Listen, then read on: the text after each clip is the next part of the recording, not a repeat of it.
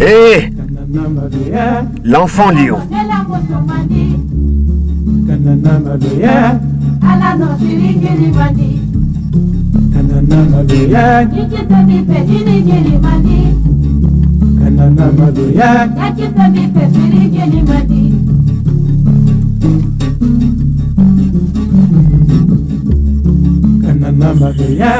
Et voici l'histoire de Oulé l'enfant lion et de Sirga la lionne, qui tous deux sont nés le même jour. La bête et l'enfant noir. Oulé était le fils de Tamani.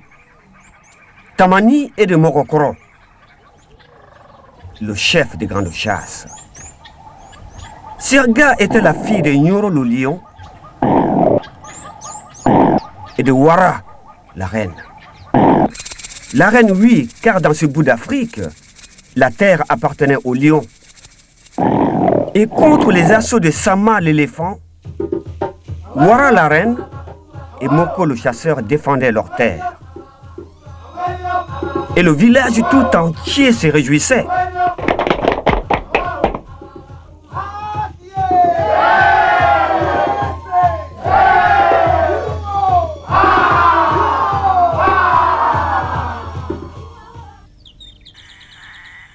Sirga était né au fin fond de la jungle. Oulé était né à Pama, dans le village des hommes. Mais chaque jour, Tamani amenait Oulé dans la jungle, sous l'ombre bleue des bananiers. Et pendant la cueillette, elle le confiait à la garde de Krou, le serpent. Oui, en échange d'un bol de lait, Krou le serpent gardait l'enfant. Mais un jour, la brousse s'affola. Sirga est en danger. La reine n'a plus de lait, cria Coq. La reine n'a plus de lait, s'étonna Girafe. La reine n'a plus de lait, lança Vautour. La reine n'a plus de lait, répondit Crocodile. La reine n'a plus de lait et... demanda Fourmilier. La reine n'a plus de lait, répondit Zèbre. Plus de lait, plus de lait, plus de lait, répéta Perroquet. Mais le génie de la brousse savait ce qu'il faisait. Il poussa la reine et Sirga jusque sous l'ombre bleue des bananiers. Krou le serpent comprit immédiatement ce qu'il devait faire. C'est ainsi que, pour la première fois, Oulé et Sirga partagèrent le même lait. Ensemble, ensuite, ils se mirent à jouer. Et quand, avec la chouette, venait la nuit, Sirga retrouvait Oulé.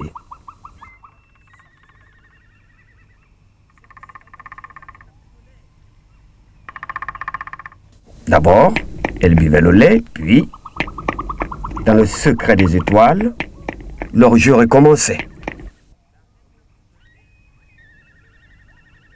Au village, Oulé avait une amie, Léna. Une petite fille si belle que même son ombre sentait la cannelle. Mais c'est toujours avec Sirga qu'Oulé préférait jouer. Avec Sirga, Oulé apprenait à chasser. Avec elle, il découvrait les secrets des bêtes et les secrets des bois.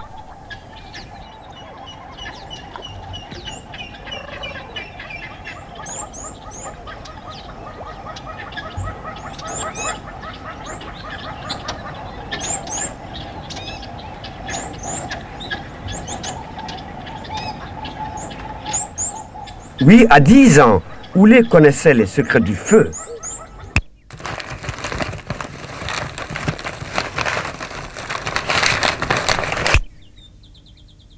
Il connaissait les secrets du vent.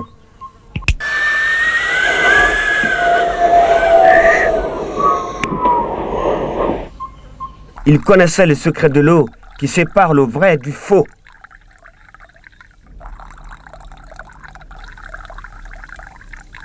Mais un matin, le ciel fut éclaboussé d'encre. Sirga, Wara, Sirga, criait Oulé. Sirga, Wara,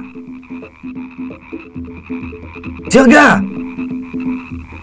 Oulé appela, mais en vain. Les lions, mes amis, avaient quitté le pays. C'était mauvais signe. Les vieux se taisaient, mais ils savaient qu'un malheur allait arriver. Le jour du malheur, Coq resta muet. Le village était cerné d'hommes voilés.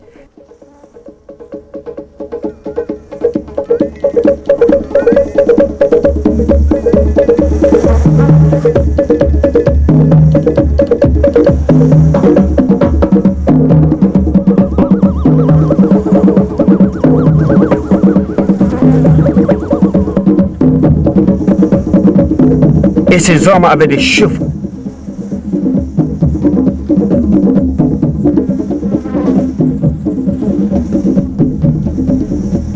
Et ces hommes avaient des fusils.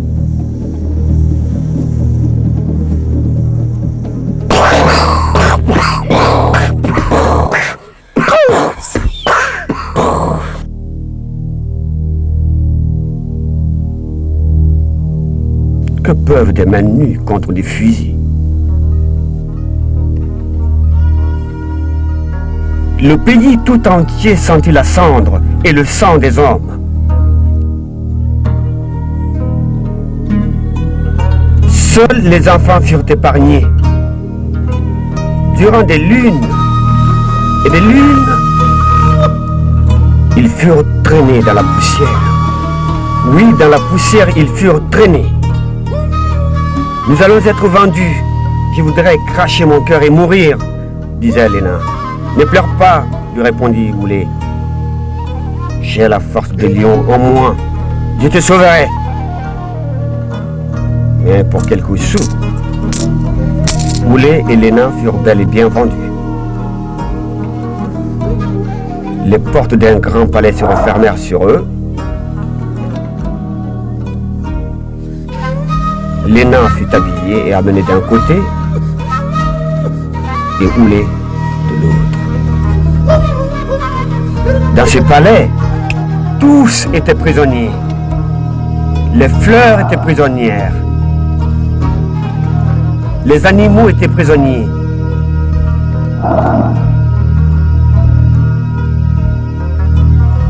Les enfants étaient prisonniers. Et même le vent était prisonnier. Oulé, l'enfant lion, savait qu'il s'échapperait d'ici. Mais il devait d'abord soigner la blessure que les fusils lui avaient faite. Pour le guérir, il appela les abeilles rousses.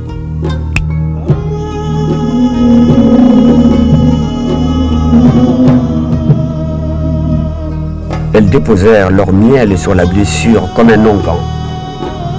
Ils lui rendirent bientôt sa belle peau d'homme bien cuite et toute laquée de soleil. « Il m'emporte! Il m'emporte !» cria Léna.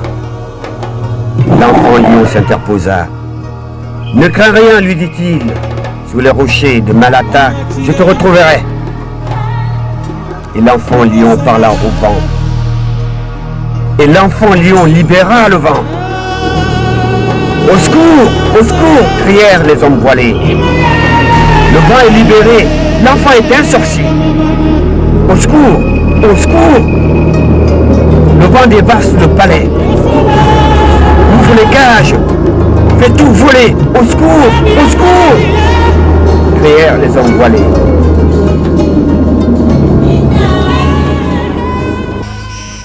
Quand Oulé se réveilla, il était loin. Il était libre. Sous ses pieds, la terre s'étendait comme un grand tapis de velours.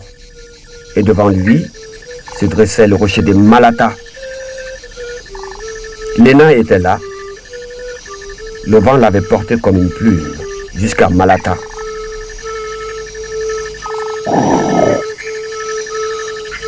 Sirga ne se fit pas attendre longtemps.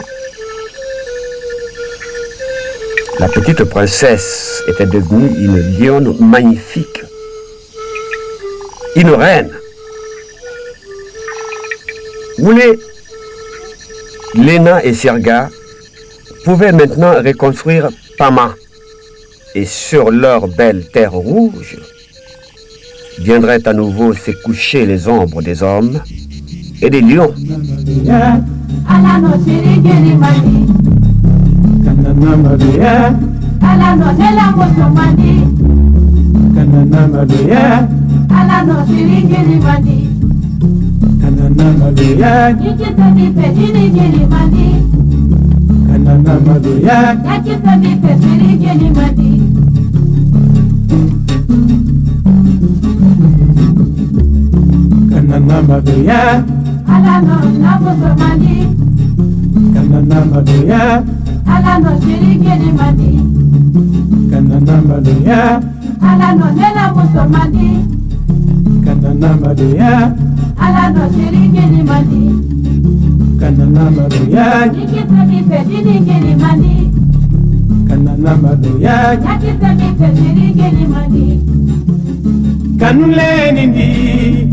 Kanulenindi atebala mumati juya salama ya robeni maidumanye